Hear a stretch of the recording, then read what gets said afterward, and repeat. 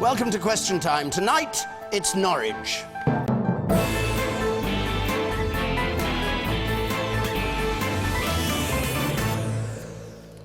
And today, the day of the first by-election that has been provoked by the expenses scandal here in Norwich, we have on the panel for our last programme of the summer, Geoff Hoon, the former Defence Secretary, Shirley Williams, Liberal Democrat peer, Sayeeda Warsi, Shadow Community Cohesion Minister, the broadcaster and poet Clive James, and the Respect MP, George Galloway.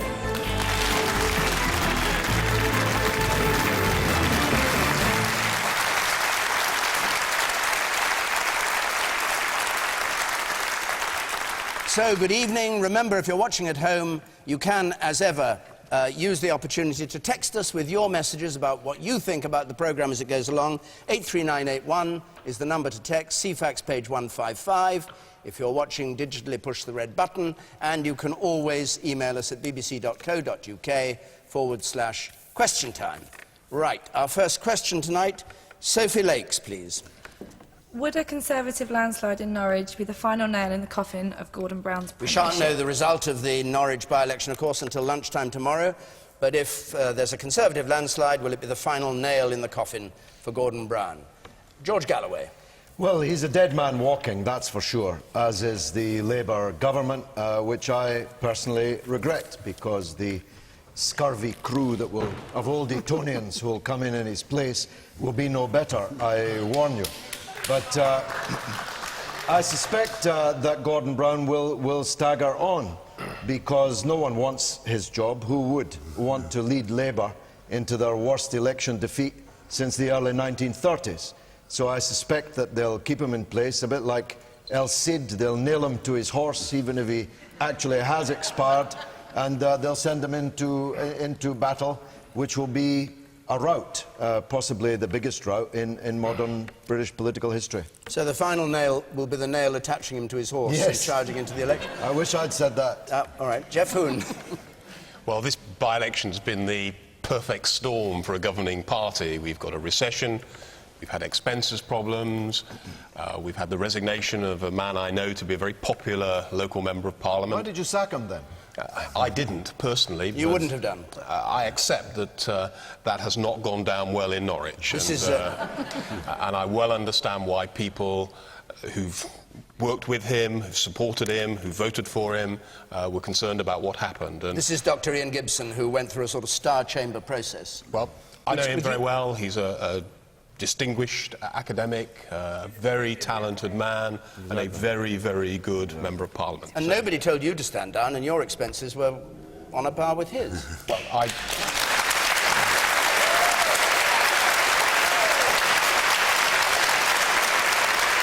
think what's important, we'll recognise that there were real problems that we have got to sort out. We've got to get this right, and we've got to have a proper debate about how to properly ensure that everyone can stand for Parliament, because those expenses are largely about making sure that anyone can stand for Parliament, because the risk, if we go too far down this road, is that only wealthy people will be able to become members of Parliament.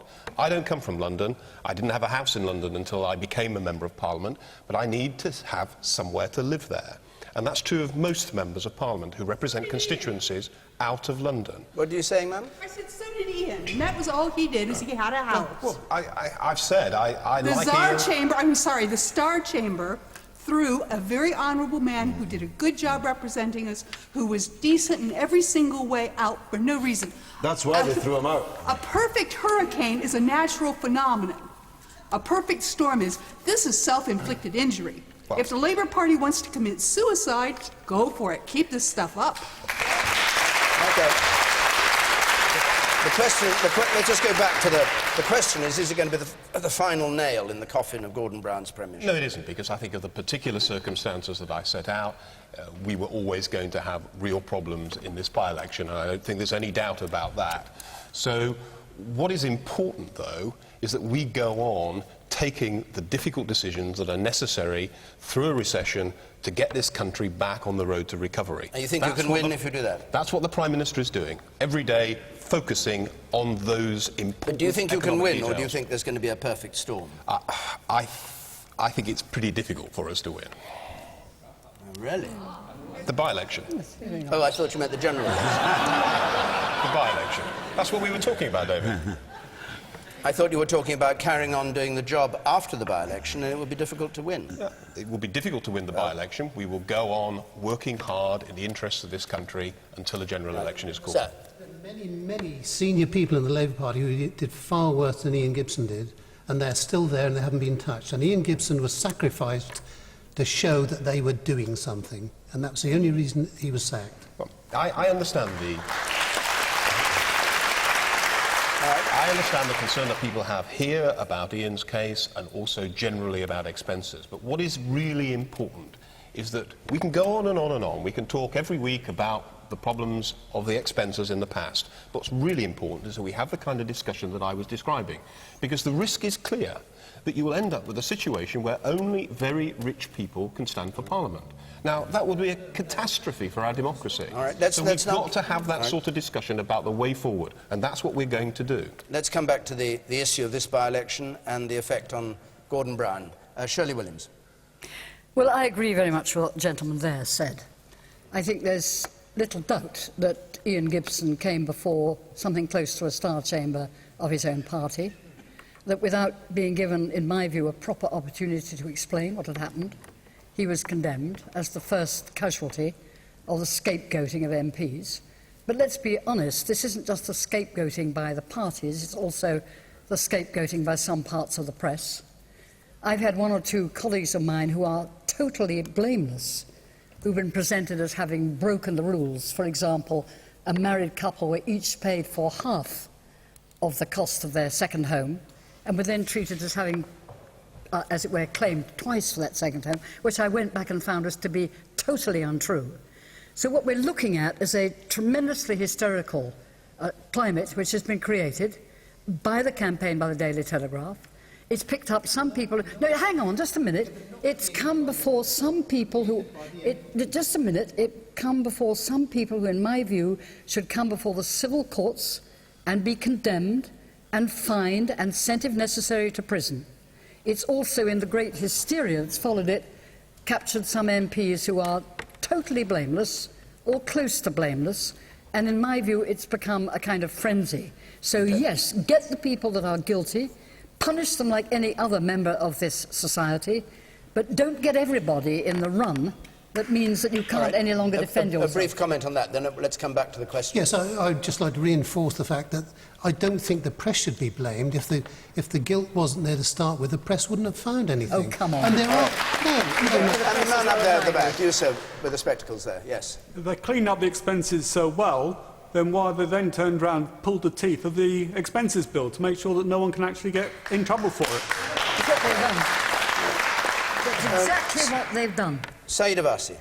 I think if I go back to the question that was asked, I think if the Conservatives do win this by-election, and I hope that they do, and that sends a message out to Gordon Brown, I don't think he gets it. I think he's got to the point now where he's clinging on to power and he doesn't understand how the country feel anymore. I think it is a message to him to say, look, the country wants a change, and the decent thing that he should do is call a general election.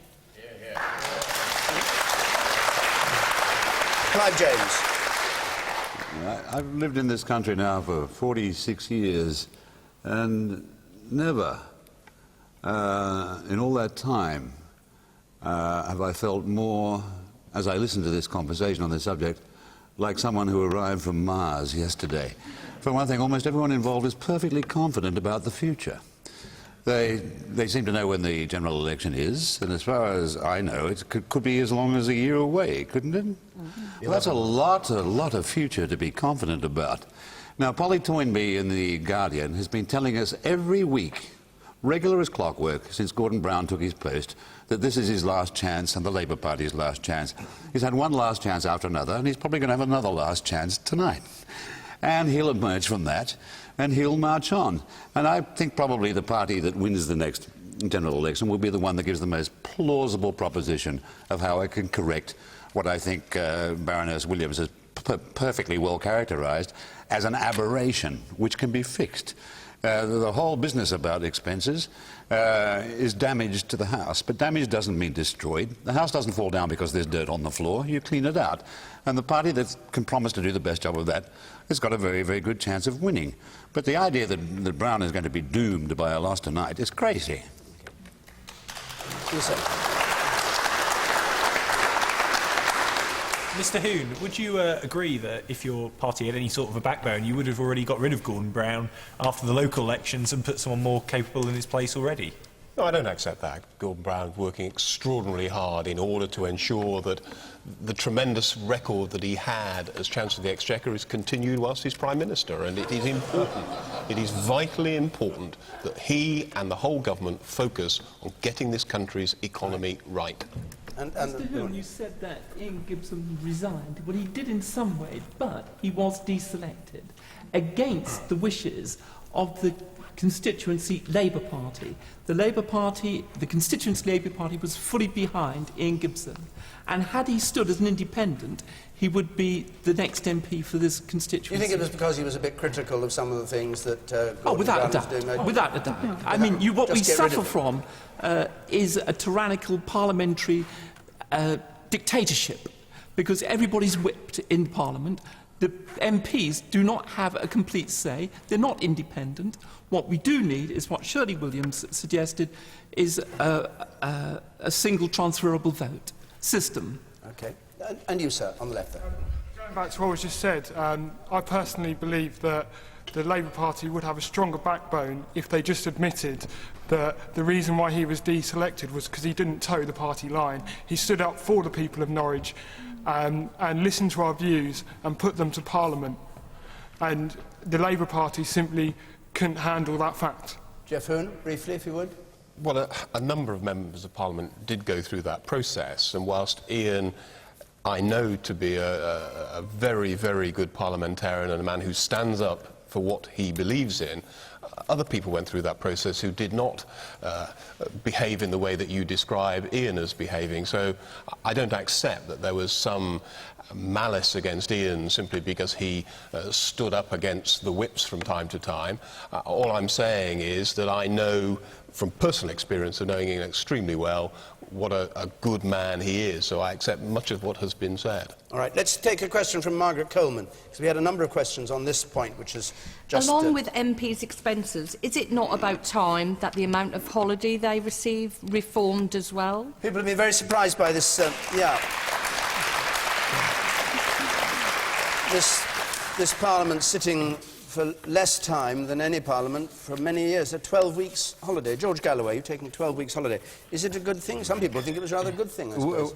Wouldn't it be better if this Parliament never came back? This is a Parliament of poodles with pagers and follow-the-leader politics, and Ian Gibson was witch-hunted because he was a man of independent mind, because he opposed Geoff Hoon's wars, Tony Blair's wars, because he exposed the New Labour apostasy at every turn. Now, a parliament like that, of automatons, it would be better if they went on holiday and never came back. It would be even better if they called a general election now and let people elect a new parliament. That would be the best thing. Sayeeda, I think Parliament has risen and you're sitting again on October the 12th, which seems quite a long holiday to most working people. It does, but members of the House of Lords, as Shirley will tell you, we're not salaried, so we don't get paid when we're not supposed to be at Parliament. But what I would say to you in defence of members of Parliament is this, that members of Parliament aren't just elected to go to Westminster and work. These 12 weeks, they should actually be working in their constituencies, and I know many of my colleagues will be working in constituencies. We've broken up this last week. Next week on Monday, me and many of my parliamentary colleagues will be going out to Bosnia for a week to deliver a social action project, so they will actually be doing real work with real communities. And there are many of my colleagues who are involved in a number of projects like that. I'm sure people will take their 2 weeks holiday, possibly even 3 weeks holiday, but I think they're entitled to that. But to suggest that members of Parliament will be on holiday for 12 weeks, I think is incorrect. Okay. The woman in the front here. With respect, I've heard it said that Gordon Brown doesn't understand what the people want. With respect, I don't think any MP knows what the little man on the street wants, because you're saying that they work in their constituencies. It's the look of the thing. It's, you know, we've got men fighting a war. Whether you believe in it or not is irrelevant. You've got them, and they don't get expenses. They don't get any extras. But MPs who have what seems to the general public long holidays do. So when you say that he doesn't understand, and I'm sure he doesn't, but I don't feel that anyone does, I've tried to get my local MP, and it is like trying to find chicken's teeth, to be honest. They're very rarely available, and you have to make appointments. They're not, unless there's an election. If there's election, you can guarantee that EastEnders will be disturbed. But if there's no election, there's no MP. So I don't feel that any MP actually has got a handle on what the little man out in the street actually wants and feels, and what he thinks about not only this government, but any other government that comes in that doesn't do something about the amount of money that's given out in expenses. Right. Geoff, when I come Thank to you, Shirley Williams, what do you say to that? Yeah, I will take that briefly. I mean, obviously MPs are like teachers or doctors or civil servants. They're a good and bad. But quite frankly, if a good MP will work 70 hours a week, he or she will conduct 5 or 6 surgeries every month in their constituency. They'll go up for endless civic occasions and meetings and speeches and meeting with NGOs. A decent MP will do at least a 60-hour week, I would say, and that includes weekends. You don't get Saturdays off if you're an MP, or Friday nights off. And I remember when I was an MP, and I was an MP for 17 years, I remember actually longing for one evening which I could spend with my family. So I do think, frankly, that because there are some bad MPs, decent MPs are getting a hell of a ragging, and I don't think they deserve it. And after a while, you're going to drive out good MPs, because it will be so hard to be an MP that nobody good will stand for it. And that's going to be real danger. And I know a lot of young people that I know are saying, not for me, I don't want to have anything more to do with it. And that's not good news for anybody, and not, above all, for democracy. Women in the middle there.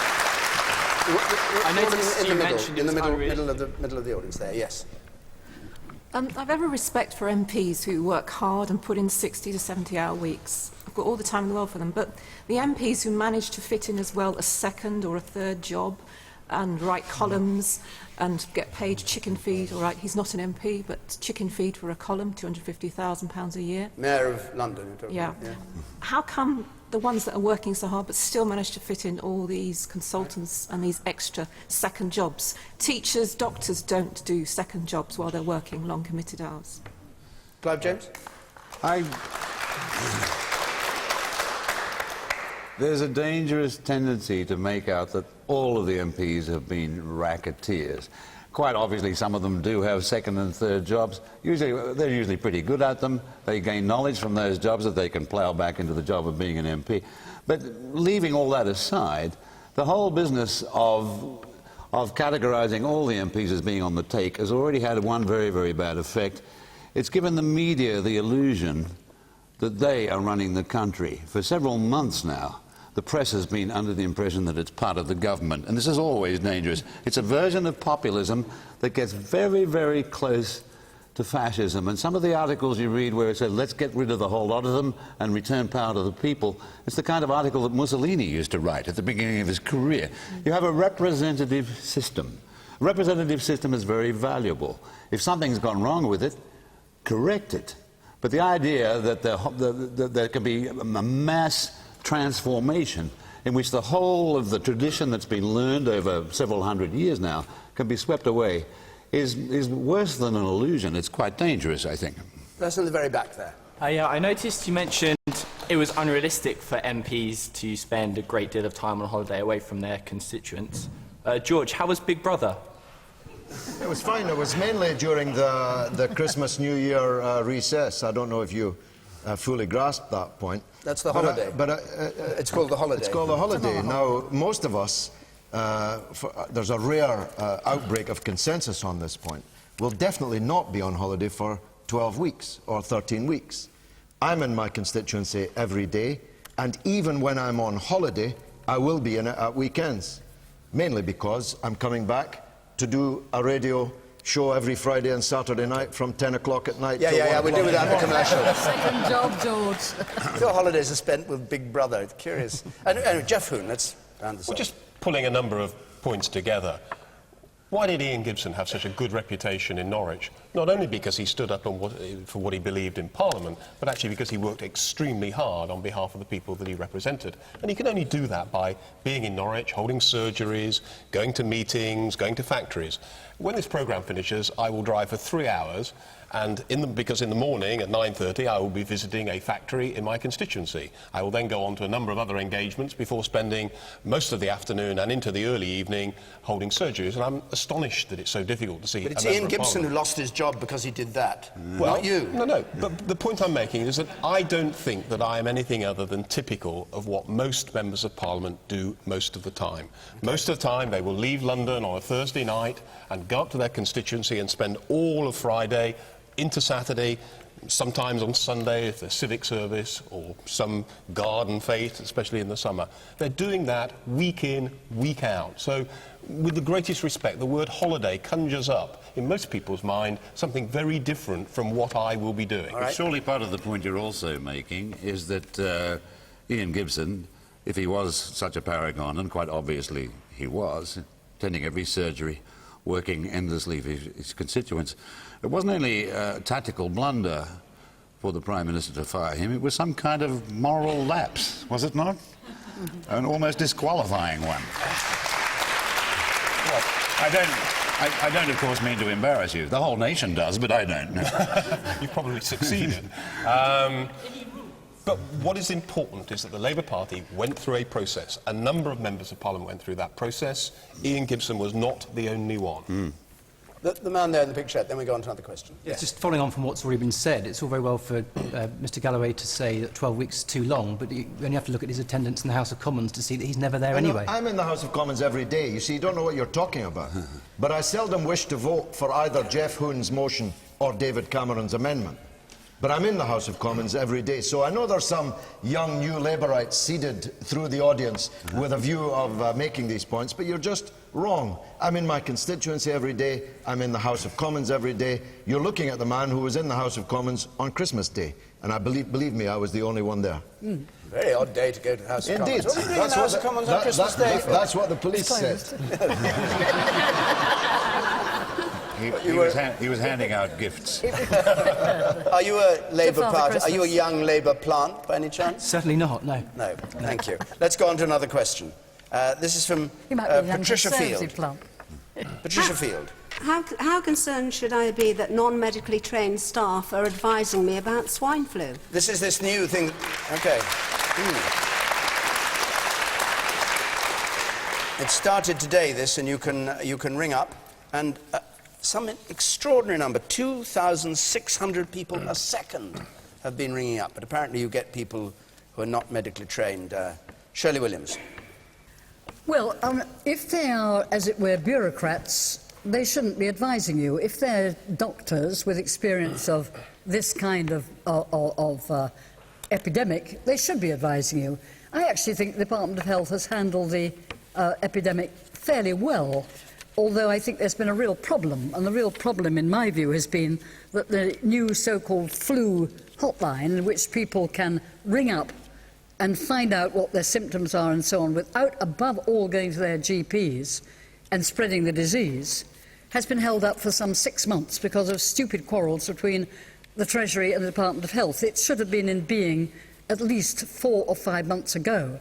Having said that, I think that most things are in line. We're going to get the vaccine in September, but it is scary because we've seen in the last, I think, couple of weeks an increase to 100,000 cases. So while I think I would say quite clearly, and it's not in my political interest to say that the Department of Health has handled it pretty well, I think the arguments of the Treasury have wasted a lot of extremely important time. Patricia Field, what's your concern? Well, I'm not particularly concerned. I mean, I had Asian flu in the 50s and I had flu in the 90s, and I think you go to bed with paracetamol. I think it actually encourages the worried well to ring up and therefore just increases the traffic. And I think it just exacerbates the situation. Clive James?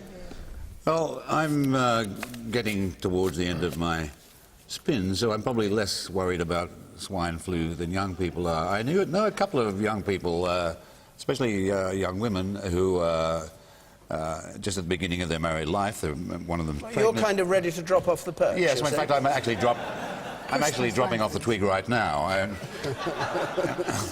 This may be my last hurrah, but I know that these young people are very worried about it, especially if they're going to have babies and so on, which brings it sort of into focus for me. I tend to blur when I pick up the newspaper and say, worst case scenario, 65,000 dead. Well, the 65,000 dead is very big, and worst case scenario is written very small. It's unlikely to happen. But on the other hand, I'm old enough to remember what my mother told me about the outbreak of flu after World War I that killed more people than World War I did. Yeah, absolutely. See, viruses don't care. This virus is a swine, in fact. And you don't know what it's going to do. But the vaccine seems to be ready or near ready. There's no reason to despair, but there's certainly reason to be cautious. But I'm the wrong person to ask about it because I've managed to live a normal span without one of these things happening.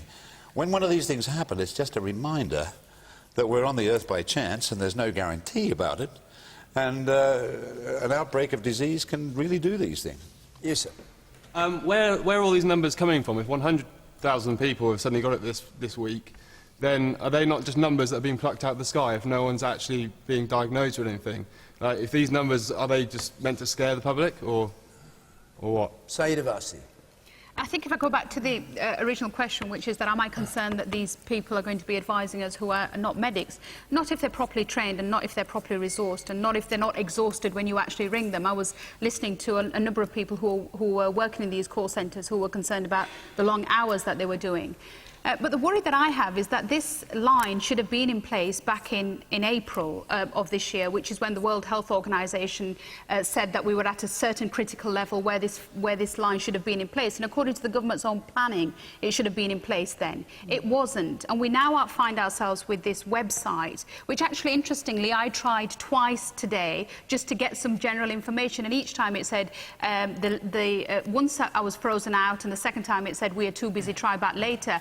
And I think if I was suffering with swine flu and had the symptoms that are being described, it would take enough energy to get to my laptop first time to switch on and find out what my symptoms were, rather than being told to try again when I had a little bit more time. So I do have a concern. But one thing that concerns me more than that, David, if I can address this, is that there are now predictions that 1,500 people a day could be admitted to hospital care because of this particular flu. And the concern that I have is we have some of the lowest critical bed levels in our hospitals in the whole of Western Europe. I mean, I'll give you an example. Germany has 24 critical beds in their hospitals for every 100,000 people. We have 3.3. Now, compare that to the fact that we may end up with 1,500 people a day needing critical beds. We are not prepared for this in the way that the government are saying they are. Why do the Tories want to cut the NHS budget then? We don't. We don't. You've got it wrong, George. That is one of the budgets we have very clearly said we will not, in real terms, we will continue funding. You're going to cut all the others then? No, that's not correct, George. And, you know, it's very easy, George. You know, when you're a small party and you're never going to be empowered to make great promises because you never have to deliver them. The woman in pink there. The woman in pink. Thank you. I've had experience just today with the other brand new NHS phone line where you phone up to get an appointment to see a consultant when your GP has referred you. And if this swine flu line is anything as inefficient as that is proving, I think we're all in trouble. Geoff Hoon. The question referred to the worried well ringing, but of course that's what they've been doing, and that's why this helpline is absolutely vital, because they have been ringing across the country their GPs, surgeries overwhelmed by the numbers of calls, phones down, all of the problems that have been described. So this is a planned response to the prospect and possibility of a pandemic. And actually the government have been given very good ratings by the World Health Organization for our preparation for the prospect of a pandemic. I've sat through presentations about the prospect of a flu pandemic in Cabinet over several years. So we are prepared for this. We are putting in place the right mechanisms. But what's crucial is that we put in place the right kind of advice for people who are ringing up who are not actually ill, but obviously are worried. And that is why these helplines are so important. The man there. Yes, you, sir. Isn't all of this talk about swine flu over the top? I mean, every day we're assured on the television that it's a minor matter. It's not a serious complaint for most people, and the mortality rate is only about the same as it is for seasonal flu. Aren't we sort of spending money on this because it's all been hyped up quite ludicrously, really, by the media and, I dare say, the press?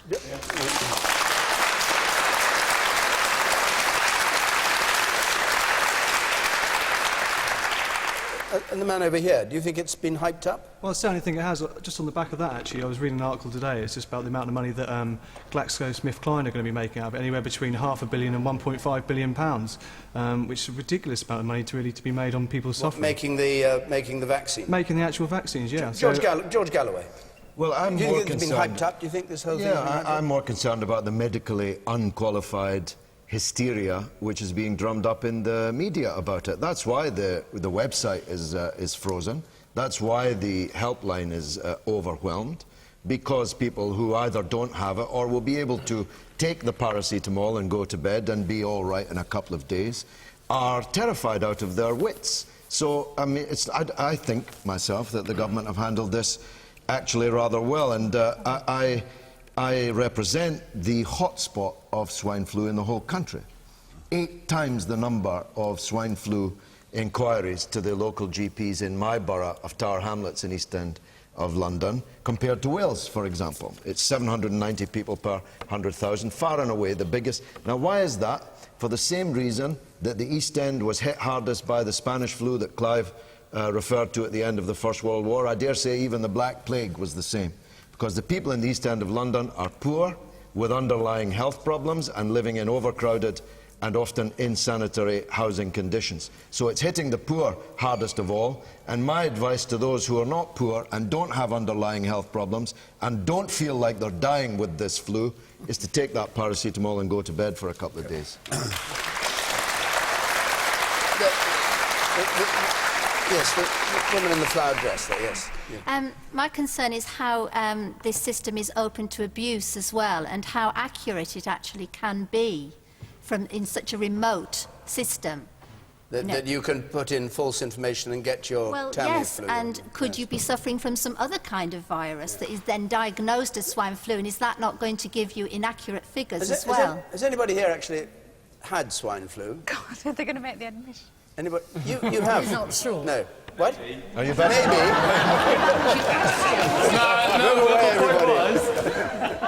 I did, 2 weeks ago, I came back from the States and I was feeling pretty ill. Right. And we felt that I should phone up the doctor to find out what was going on.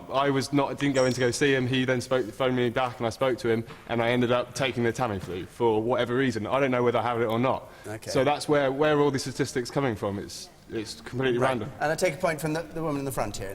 I'm getting absolutely fed up with all this endless carping at the media. If you read a sensible broadsheet newspaper, you don't have to ring up the helpline. The Times has had lists of symptoms, exactly what you ought to do, how you ought to address it, when you need the Tamiflu, when you don't. They're doing a good job, and without the media, I think we would know a lot less about it. Okay, good. Let's go on. Yes, of course you can. Can I just break in and say that I am fairly sure that I've got it, but I've got so much else wrong with me that I can't tell. And apparently that is the actual medical fact, that swine flu tends to exacerbate something you've got already, but if you haven't got something already, you probably won't suffer. And I'm probably overdoing my old man act tonight, but let me tell you, I've been alive long enough to remember when I was a kid, polio was still a thing. This was before Jonas Salk had discovered the vaccine. Polio came to visit each street, and it would pick one child and wither a limb, and they would be with you in school for the rest of your school career. I remember it. And the great story of the modern age, which didn't begin that long ago, it began mainly in France and here, especially in Britain, is the story of fighting disease. It's a very new thing. And we ought to be very, very grateful for it, that we've got at least the option of having a vaccine. It might be maladministered, but at least the option is there. Okay. The woman... I'll take one more point. Yes. I'd just like to take issue with the lady down there. What is the Times if it isn't media? It's a medium. No, but she said she thought it was wrong to attack the media because she'd discovered from the Times, which she called a broadsheet, which is not quite. Yeah, but not everybody has the Times. Not everybody has the Times. I think we'd better leave this subject before we start being accused of advertising. James Archer, please. James Archer. Does the panel agree with Alan Milburn that Britain's professions remain a closed shop? Alan Milburn's report showing that the gap between people from poorer homes getting into professions has widened since the 50s, and that many of the professions remain a closed shop. He cited judges, 75% went to private school, finance directors, nearly half top civil servants privately educated, a third of MPs privately educated. Sayeeda, do you think he hit on a point?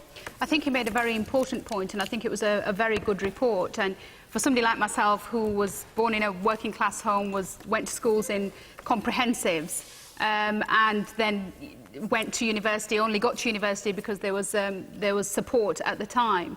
I see the challenges, the real challenges for working class kids and even kind of lower middle class kids that have in getting into the higher professions. But I think it's not just as narrow as Alan Milburn said in his report. I think there are a huge range of factors, from a decent education right at the outset, from having more apprenticeships, from having more support when people are going into higher education, from supporting families so that there's more family strength and support when those children are wanting to achieve. And there's something very, very simple like internships. You know, I'm amazed as to how many children from kind of middle class or upper middle class families manage to find internships, and they seem to be closed to other communities. So I think there is a huge challenge. He's raised some very important points, and like I've said on many, many occasions, that the next government is going to have not just the challenge of mending our broken economy, but also mending our broken society, which very much includes looking again at social mobility, which unfortunately has gone down over the last decade. But why has it gone down?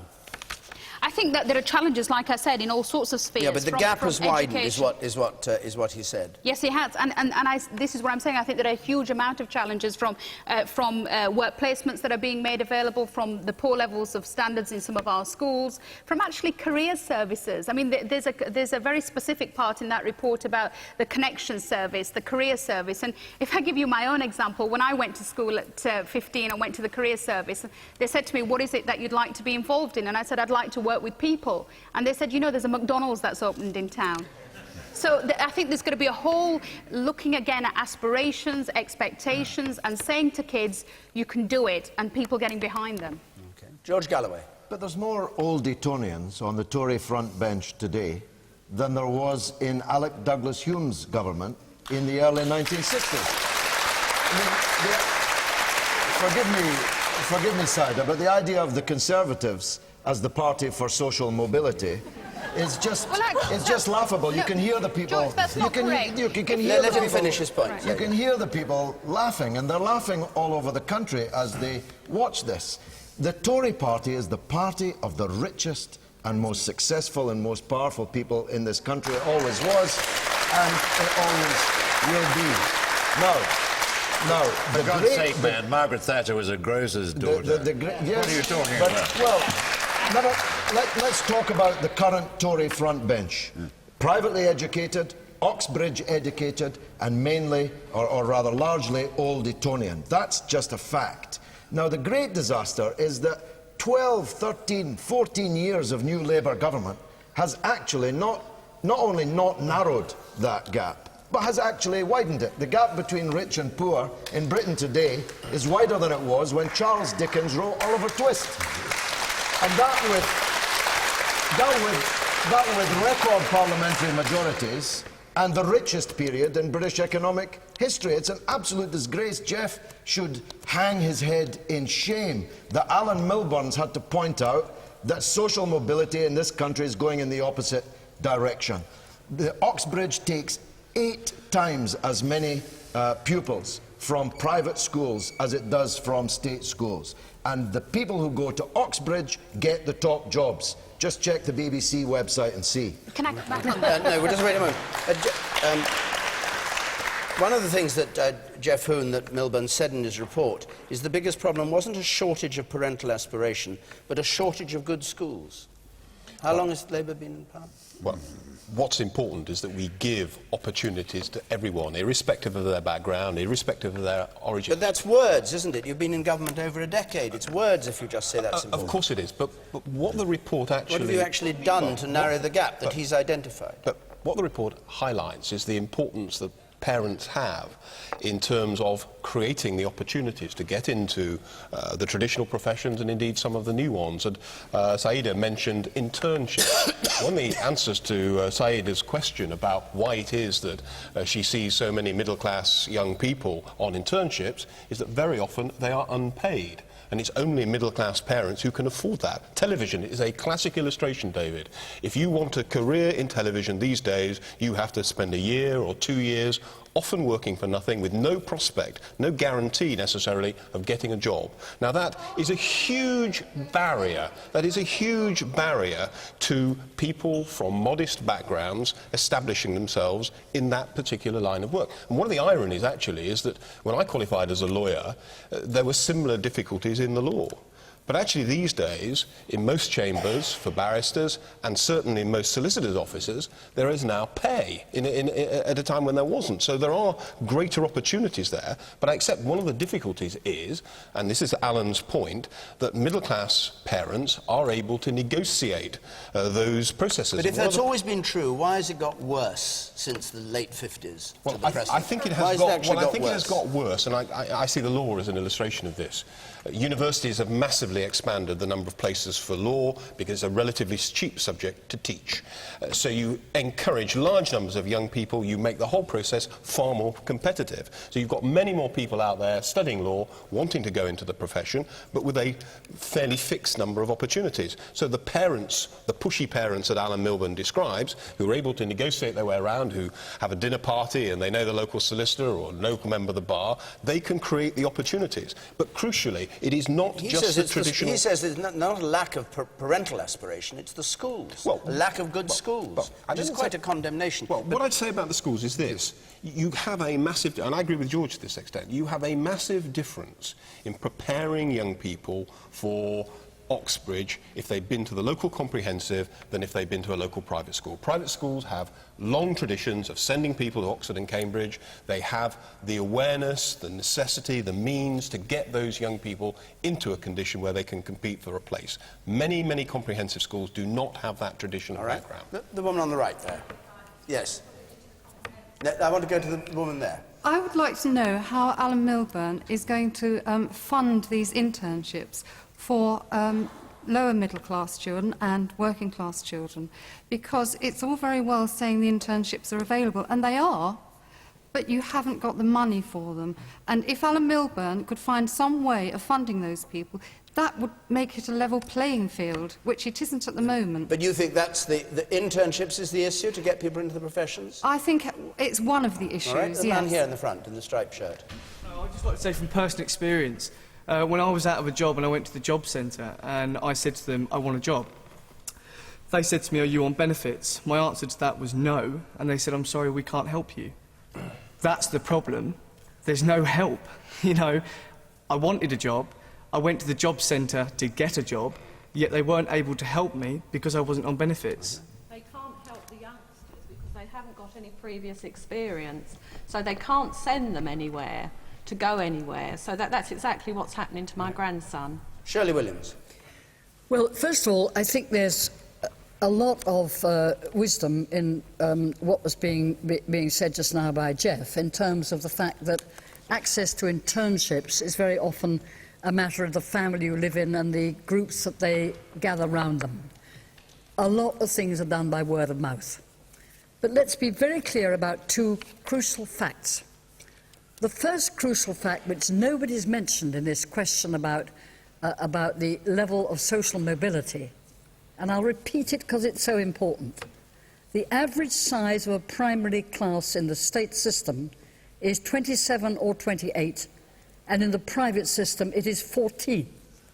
Now, however good you are as a teacher, if you've got twice as many kids in the class, from when you start at 5 all the way up to 16 when they take their O-levels, as somebody else who's an equally good teacher in the private system, you are going to see the kids in the private system get much further with exactly the same level of ability as the kids in the public system. And you've got to... It's no good shaking your head, sir. The OECD said quite clearly that the gap between private and public school sizes is bigger in Britain than in any other country that belongs to the OECD. And can you double the number of teachers? No, you have to put the money in. In other words, if we want to talk about this gap, then we've got to put the money in to reduce the size of classes in state schools. How do we do it? We've got to go back to more distributional taxation, and it seems to me wrong and wicked that we today in this country, and I agree completely with George on this, have got this wider and wider gap between the rich and the poor. And we don't even seem to be shocked that people are still getting bonuses in their millions if they're in the banking system, and that people at the bottom of the pile are getting not 1/10 or 1/20th, but 1/100th of what people at the top are getting. We're getting to be like Brazil, or like the United States. And I think we have to address that subject, because we don't want to see this level of inequality, because in the end it destroys a democratic system. Final point. The final point is, don't be too despairing, because if you look, and I think it was Clive that said this, or Baroness Warsi, if you look at the last 5 prime ministers, only one was educated in the public schools. Any guess who that was? Tony Blair. We had, exactly. We had Callaghan, we had Thatcher, we had Major, and before that we had before Callaghan we had Wilson. Every single one of them came out of the public maintained system, the state schools, and the only one that didn't was Tony Blair. I'm not saying that's wrong. Doesn't prove anything either, yes, it does. What does it prove? It proves with great respect that we're getting somewhere, because virtually every prime minister before that time came out of the established system. The man up there in the Almost second row everyone. from the back. You say yes. If the MPs are so fantastic in the things that they do, why is this country falling apart at the seams? And why have they allowed it to fall apart at the seams? All right, not quite the point we're on, but Clive James, this point about the gap in the professions between people who've been privately educated and publicly educated. Well, I was in Australia. I was born and raised in the industrial proletariat. And I was educated at secondary level and then at tertiary level free by the state.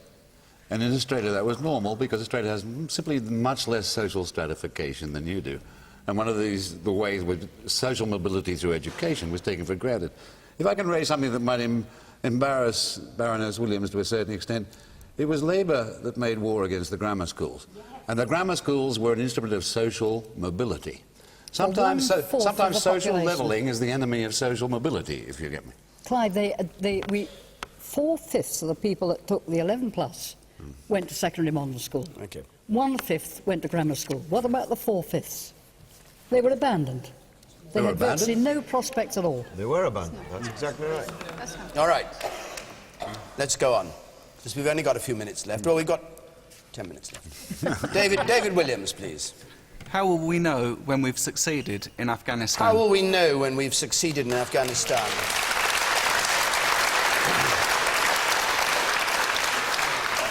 Let's not have too long a history lesson here. Let's just have an answer to that question. George Galloway. This war is doomed. It has never been the case that the Afghans have allowed any foreign armies to occupy their country.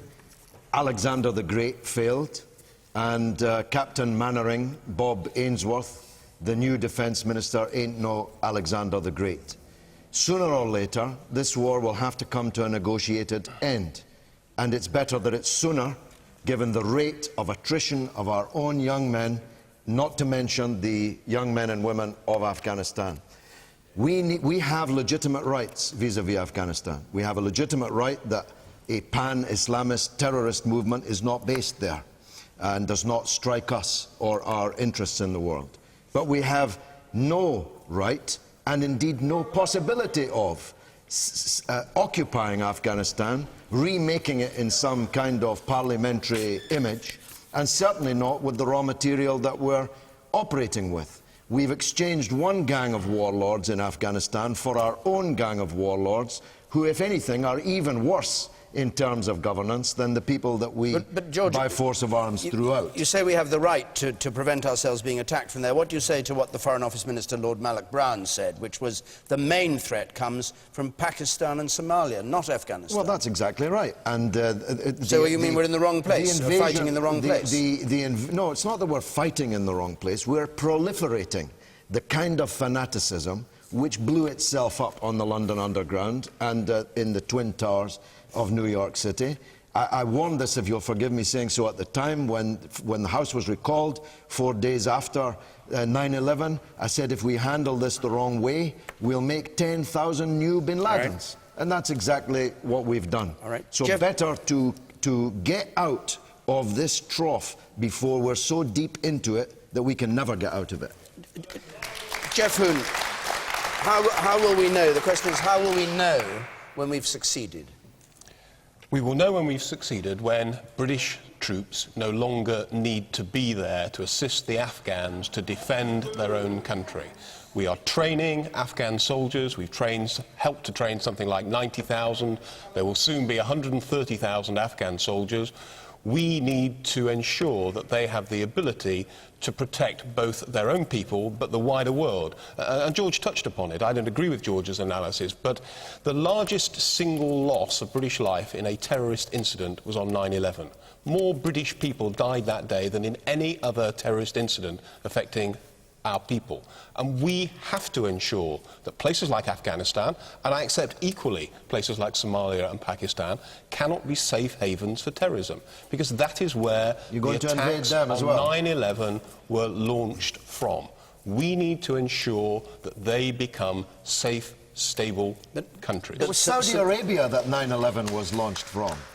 14 of the 19 hijackers on 9/11 came from Saudi Arabia, that Geoff Hoon sells weapons to. They weren't. He goes out there to sell weapons to. They weren't in Saudi They Arabia. were Saudi nationals. They were in Afghanistan. They mutated, and their mindset was bred in Saudi Arabia, and you were the biggest arms salesman to the very Saudi Arabia that spawned these people. The man up there in green.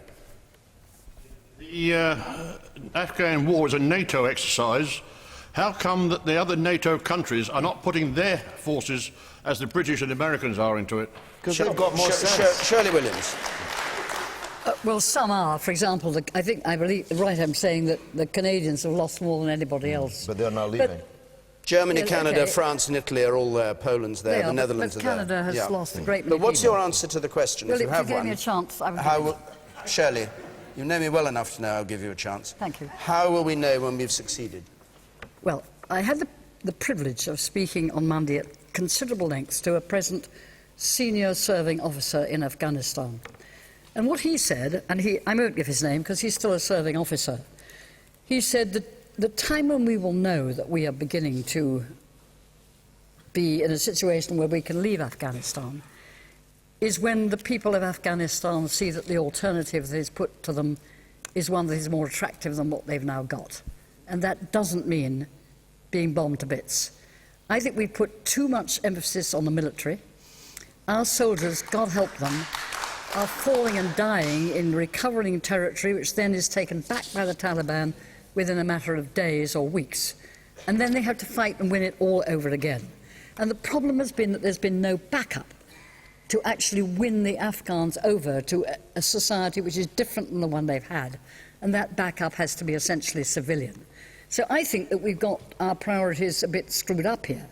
I think we've got to do more to show the Afghans that we can give them a better society, that we can rebuild their infrastructure, that we can give them an alternative, because I strongly believe that in the end, violence is its own worst enemy, and you've got to offer something better than, let's say, predators which knock out wedding parties, leaving behind, and here George is right, only the desire of young men to be suicide bombers.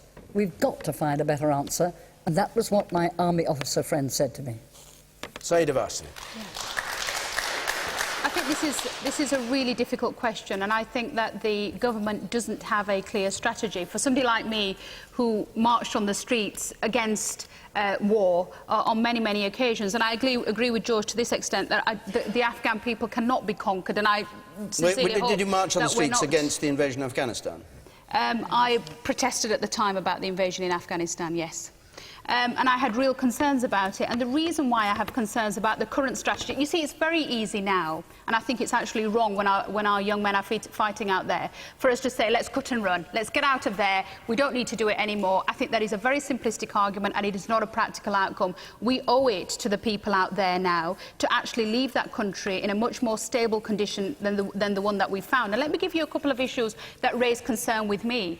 I have a real interest in Afghani women, and I've looked at the state of Afghani women over the years that we've been out there.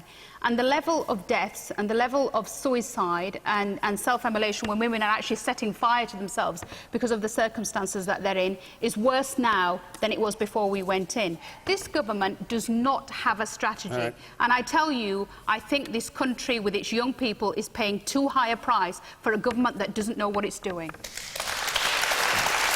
Clive James.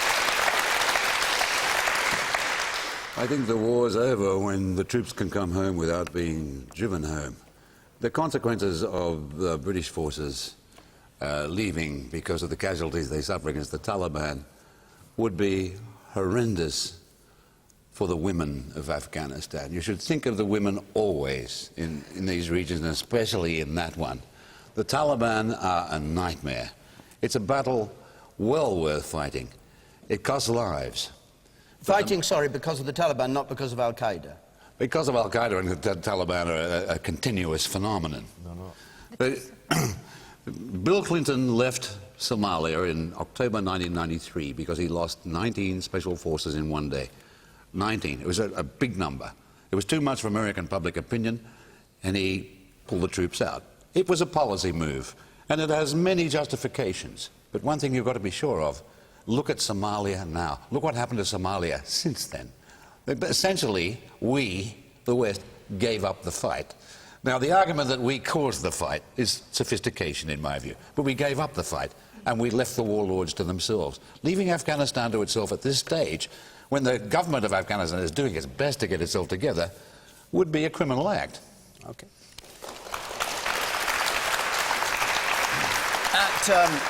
At which point, I'm afraid to say we have to stop because our hour's up. Apologies to those of you who are trying to get in on that, but an hour's an hour. Question Time Extra on BBC News Channel 11:35 tonight. We'll be discussing some of these issues. This edition of Question Time will be on the BBC News Channel 8:30 on Saturday night in a shortened form, and in full on the BBC Parliament Channel on Sunday evening at 6 o'clock. So my thanks to our panel here and to all of you who came to Norwich to take part. It's the end of Question Time for this series. We'll be back in September at the start of the party conferences. Details of how to come to that programme will be on our website, so you can find it there. I'd just like to end by thanking all of you at home who have watched this programme over this season and have given us audiences larger than the history of Question Time has ever recorded. So thanks for watching us, and I'm glad we've been of some use. From all of us here in Norwich, good night.